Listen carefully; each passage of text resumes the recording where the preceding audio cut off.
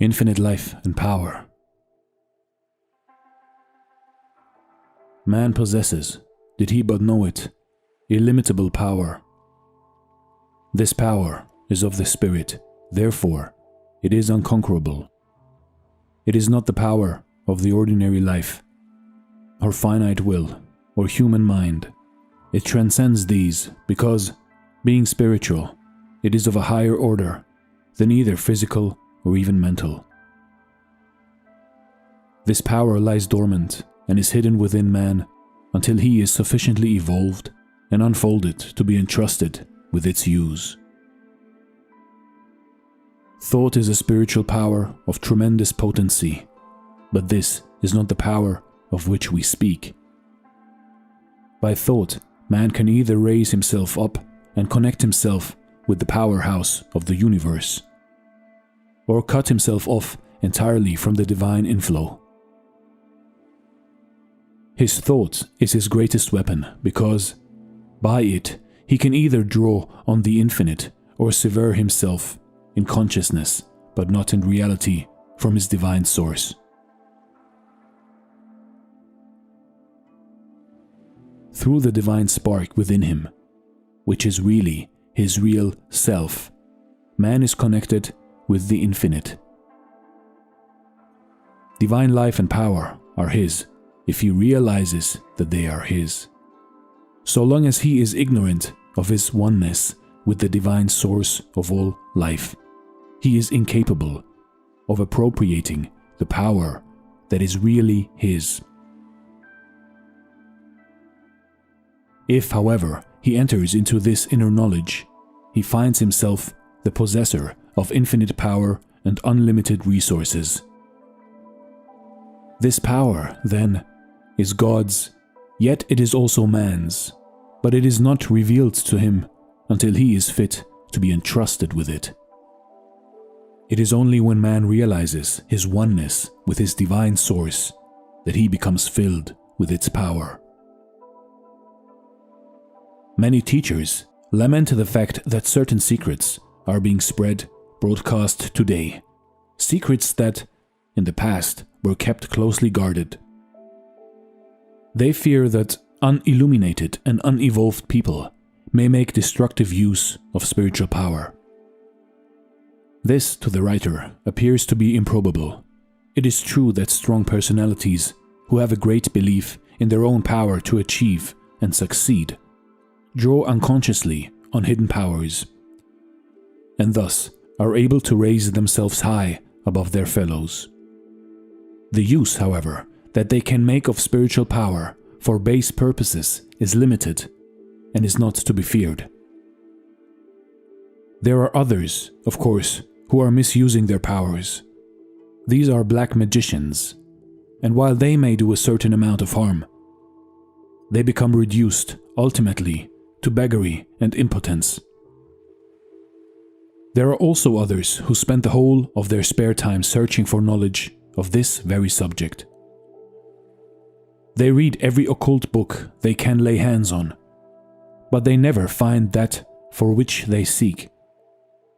There are spiritual powers and influences that withhold the eyes of the seekers from seeing until they are ready for the revelation. When man, in his search for truth, has given up all selfish striving after unworthy things, and has ceased to use his self-will in conflict with the greater will of the whole, he is ready for the revelation of his oneness with the infinite.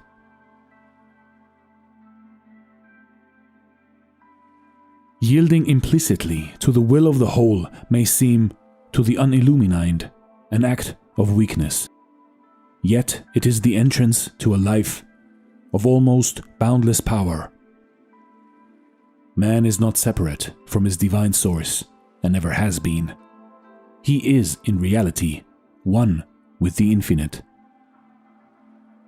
The separation which he feels and experiences is mental, and is due to his blindness and unbelief. Man can never be separated from spirit, for he himself is spirit. He is an integral part of one complete whole. He lives and moves and has his being in God, and God dwells in him. The majority of people are unaware of this intimate relationship with the divine. And because they are unaware, or because they refuse to believe it, they are in one sense separated from the inner life of God. Yet his separation is only in their thoughts and beliefs, and not in reality. Man is not separated and never can be, yet so long as he believes that he is separate and alone, he will be as weak and helpless as though he actually were. As soon as man realizes the truth of his relationship to the infinite, he passes from weakness to power, from death unto life. One moment he's in the desert, afar off, weak, separate, and alone. The next, he realizes that he's nothing less than a son of God, with all a son's privileges and powers. He realizes in a flash that he is one with his divine source, and that he can never be separated. He awakens also to the fact that all the power of the infinite is his to draw upon, that he can never really fail, that he is marching on to victory. It will thus be seen how great is the power of man's thought. While thought is not the power of the spirit, it is the power by which man either connects himself up with the infinite power, opening himself to the divine inflow, or cuts himself off and separates himself from his spiritual source. Thus, in a sense, man is what he thinks he is.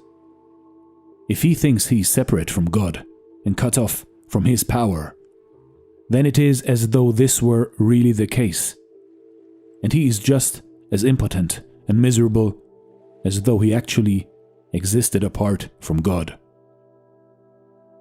On the other hand, if he thinks and believes that he is one with the infinite, he finds that it is gloriously true, and that he is really a son of God.